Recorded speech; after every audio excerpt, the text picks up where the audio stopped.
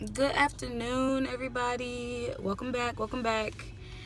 It has been a little minute since y'all seen me, but we back. My kids. I just want to make a cameo for my children because they're gonna do a lot of head bobbing while we're in the car. So say hello to Julia and Janae. Hello. Hold on, they can't see you. Make sure you subscribe to our new channel. Oh my God. Okay, that's enough. Thank you. So, like I said, it's been a little minute since y'all have seen me. I have been going through it. So I haven't really been on here to record because it has been a lot. It has been a lot happening. It has been a lot recovering. It has been a lot mentally, physically, and emotionally. So I have been incognito, but I'm back. I haven't left. Still gonna be doing these. And today I wanted to give y'all just kind of like what I eat in a day type of deal, because I feel like I never really showed y'all what I had besides the liquid. But we're on solids. We're on real food now, so I really want to show y'all like what exactly I eat in a day, and like how much I can eat. So I've already, well, actually I kind of just woke up, so I haven't really did anything. Normally I start everything at like 9-10 o'clock on what I'm supposed to do, like far as just like, you know, drinking, eating, taking my medicine, we are in the car. I don't know if y'all didn't know that by now. We're in the car because I am running late to get my sister. I'm going to get my nails done, and I can't just sit in the house and record under that pretty little lighting that I have. So we are driving to my first destination of my mom's house. Normally I buy like my food throughout the day, or I'll meal prep. I'll cook. You know, I'll cook for the week, like basically for the next 3 days for myself, and then I'll cook the kids something different. But in the morning when I'm on the go, I usually just bring a protein shake with me, and stop at Starbucks and get some espresso. So before I finish, I just want to put out there all the gastric Nazi women and men and Nazi, you know, well, not so much Nazi doctors, but you know, they just got to tell you what's right and wrong. Blackpink. Just want to let them know I do follow my diet. You know, for the most part, for the basis, for the majority of the part, I do follow it. I don't go crazy. I haven't craved sweets. I haven't craved like cake. But I do get coffee. I do get my caffeine. I am a fiend for the caffeine, so that's what I'm going to get right now. I usually just get like 2 shots of espresso, and then 2 shots of espresso, and then I put it with a protein shake, and that's my 42 grams of protein to start.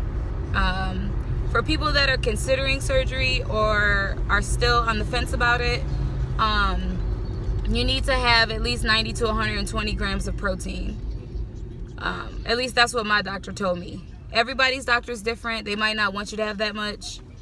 My doctor was like, you gonna get all your protein in. So I try to hit that goal every single day. I think I've only hit it like a handful of times, and it's been like hard. It's been really hard. So also, I don't know if, well, it's been a while, so last time y'all see me, I think I was like 242 or in the 250s. I know when I started I was 263.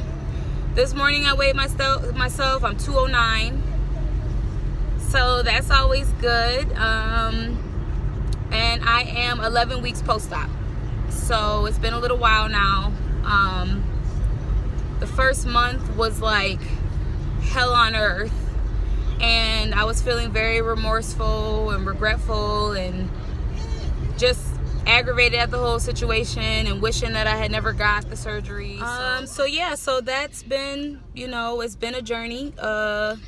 let's see, the first month I would say was really hard because you have to do 2 weeks of liquid diet after you've already did 2 weeks of liquid diet. So when I got out of the surgery room, I was miserable. I couldn't drink, and obviously I couldn't eat. And then I want to say like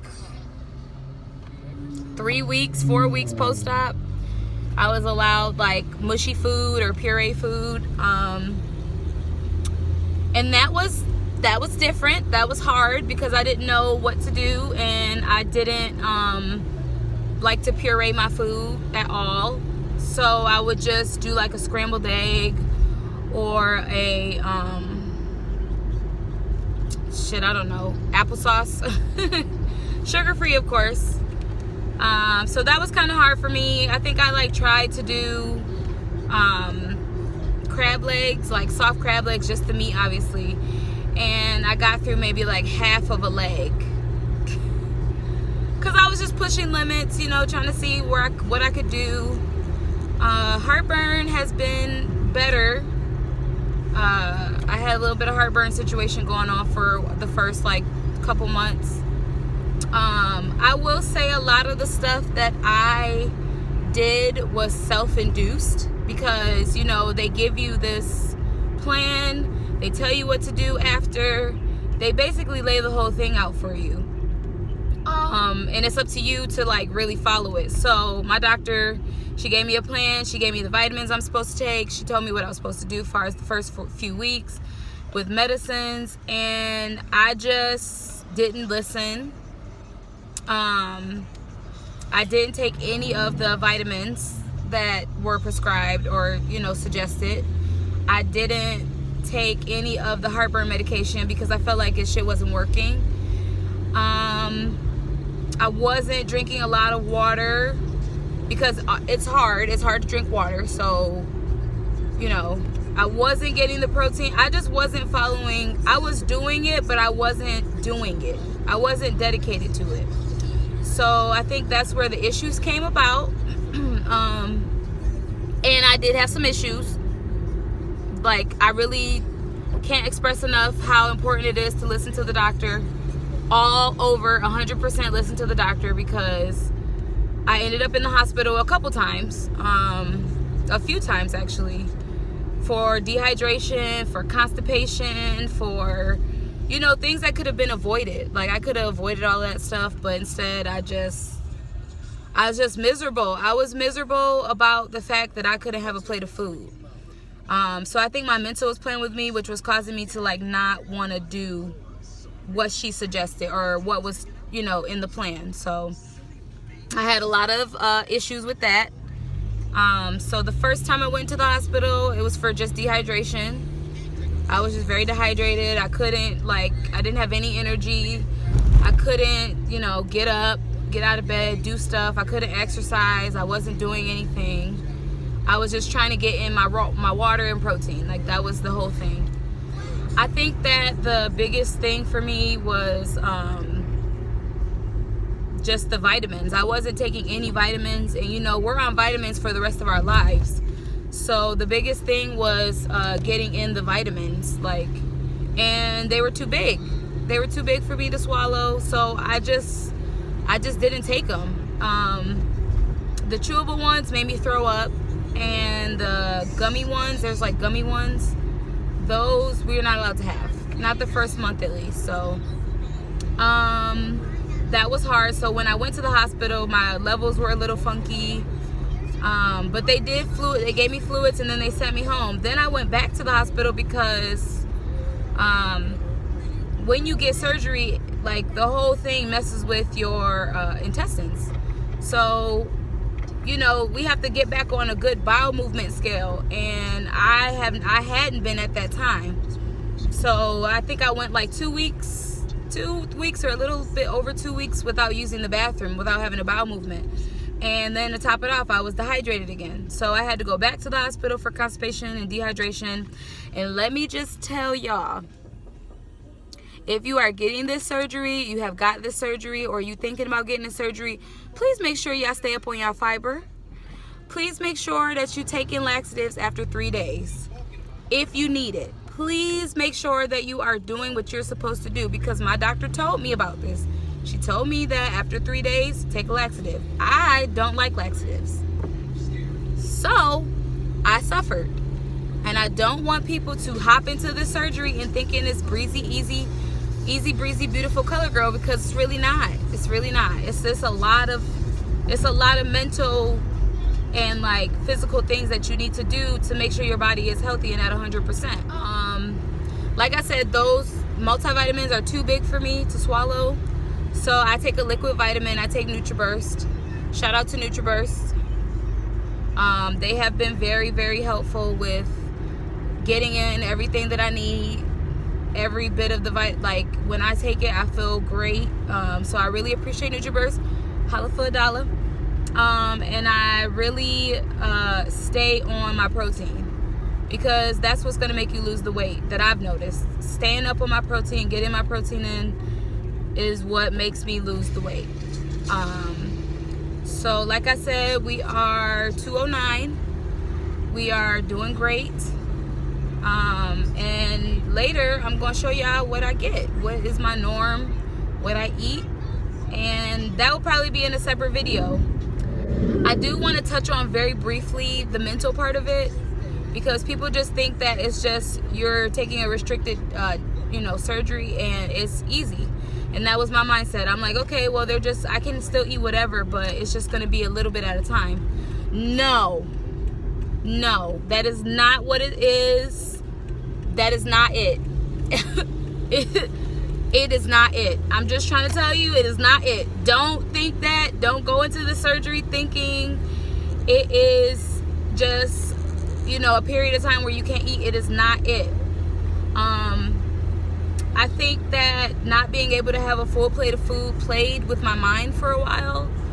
And also just not being able to enjoy. I feel like I wasn't able to enjoy my meal, because I'm full after 2 bites. So I'm like, well, I'm not really eating. And it was really playing with me. I cried one day. I cried over food one day, y'all. Because people don't realize, not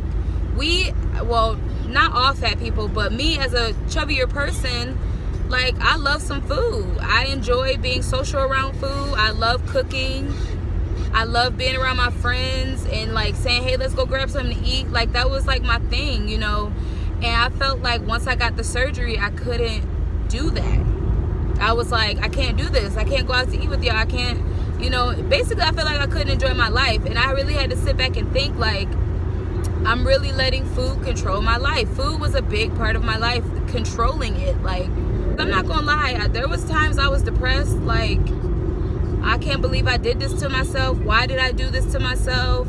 I was cute, chubby. That's all I thought. I was cute, fat. I could have stayed fat. People like me thick. It's not a big deal. But it was a big deal because, being pre-diabetic, my feet were hurting. I didn't want to do anything. I didn't have energy. All I would do was get up, get the kids going, and then go lay back down. When I tell you now that I'm down the weight that I'm down, I have so much energy, so much time to get stuff done. I go to the gym. As much as I don't like the gym, I go to the gym. It's just been a 360, and it's only been 11 weeks. So I do suggest, don't think like me, I could get the surgery.